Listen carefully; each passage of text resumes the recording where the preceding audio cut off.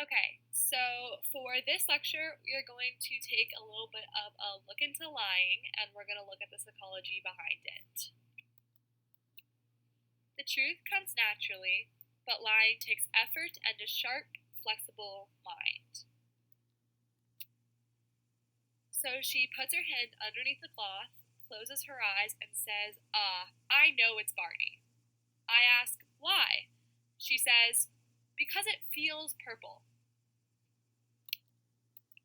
One of the really important studies that gives an insight into lying is Kang Lee from the University of Toronto. He's a psychologist.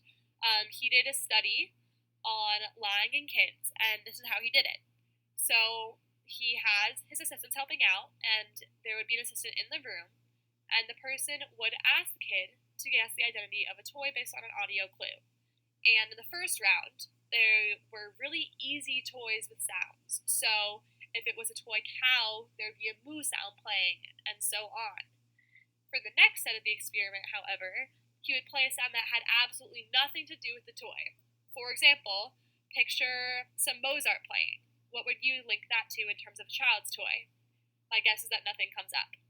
So what would happen is the assistant in the room, leading the experiment, would suddenly have some sort of emergency, like a phone call or someone coming in and interrupting and asking them to step out for a moment. And the experimenter would say, okay, don't peek at the toy, I'll be right back.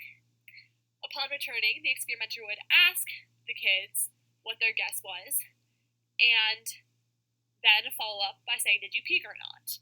Obviously, if the kid guessed the right toy from Mozart, you kind of knew they were lying. Obviously, they are lying if they say they do not peek, and most kids claim they hadn't. Two main results surfaced from this experiment. One was that the number or percent of kids who peek and then lie about it depends on their age, and that kids get better at lying as they get older. So in 2-year-olds, not as many lied. In 3-year-olds, about half lied, but it was very, very easy to tell, not only by the fact that they knew what the toy was from such an abstract type of song, but because they blurted out the right answer without realizing that it was a very big tell that they were lying. When they got to 8-year-olds, about 80% would lie, but they would deliberately give a wrong answer or try to make their answer seem like a reason to guess. So there was this much more evolved sense of lying in a way that wasn't obvious for the person and assistant running the experiment to be aware of. Lee connected the explanation to his study to two main concepts. One, the theory of mind and mind reading, which essentially is saying that as you're getting older, you're improving your cognitive abilities, being able to read other people's emotions better, and essentially the whole idea of lying is to know that the person you're talking to doesn't know what you know. And that whole entire complex kind of process you don't understand until you get older, until about an adolescent age.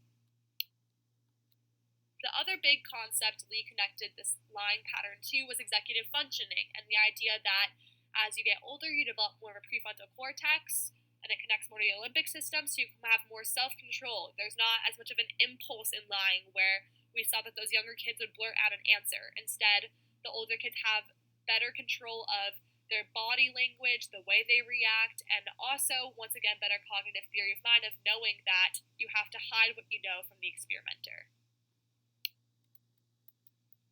The more excited your reward system gets at the possibility of getting money, even in a perfectly honest context, the more likely you are to cheat. Abbey and Green are two psychologists who did a study using functional MRIs, and what they did was they had subjects lay under an MRI and tell a lie, and they measured what part of the brain had a reaction, which happened to be the nucleus accumbens. And we know that this plays a really, really big part in reward processing, which may give an indication of why more kids lie. As we touched upon, you don't have as much impulse control when you're an adolescent and younger, and your limbic region kind of takes control.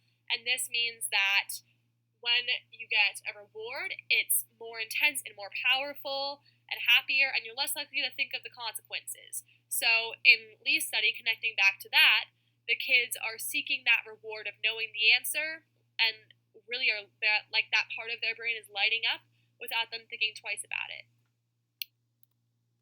As you can see, we lie for a lot of reasons, primarily for personal transgression, and then next for economic advantage and personal advantage, followed by avoidance. What I really want to pay attention to is this graph to the right about lying frequency by age. So we can see that when you're little, you don't lie a ton, and then that increases as you become older. And we see 13 to 17 has that peak of lying by frequency. So it's that point that I was talking about before, where you have that theory of mind, you have that executive functioning, and more than that, you're in that risk-taking, reward-seeking mode. So you want to lie because there's a thrill behind it, something that's exciting behind it. But once that part becomes more connected to your prefrontal cortex and you get more and more self-control and less of that reward-seeking ambition, the lying starts to decrease again as you're getting older. So really, really just peaking during that adolescent phase. Something stops us, most of us, from not lying all the way. In Ariely's study, volunteers are given a test with 20 simple math problems and they have to get as many right as they can in 5 minutes. You are paid actual money based on how many you get right. And afterwards, you are told that your work is being shredded, but really, your sheet is kept. So the people running the experiment can see how many you actually got right versus how many you said you got right. A lot of people lied on average, saying they solved 2 more matrices than they actually did. But if money was at stake, why didn't people lie even more? So Ariely responds to this by saying that we want to see ourselves as honest, and we have internalized honesty as a value taught to us by society. So unless you're a sociopath, we have limits on how much we lie because of the way our society enforces honesty. As Ariely did mention really briefly, though, there are some people who do impulsively lie, most commonly with the disorder pseudologia fantastica. So it's known as pathological lying or mythomania. And basically here what we're seeing is people often lie because they think their life is not interesting enough. They feel arousal, stress, and guilt from the lie, which differentiates them from a psychopath who feels no guilt whatsoever. They have high levels of self-assurance that helps them less successfully. There's usually an alternative motive. The stories present the liar as a hero or a victim. So there are a lot of reasons in which people may develop and become pathological liars, and that's something for a whole different lecture because we're running out of time. To summarize, I recommend watching Lee's lecture. He has a TED Talk, and it goes over his whole entire study and his perception of lying into the theory of mind and executive functioning as the 2 main ingredients for kids.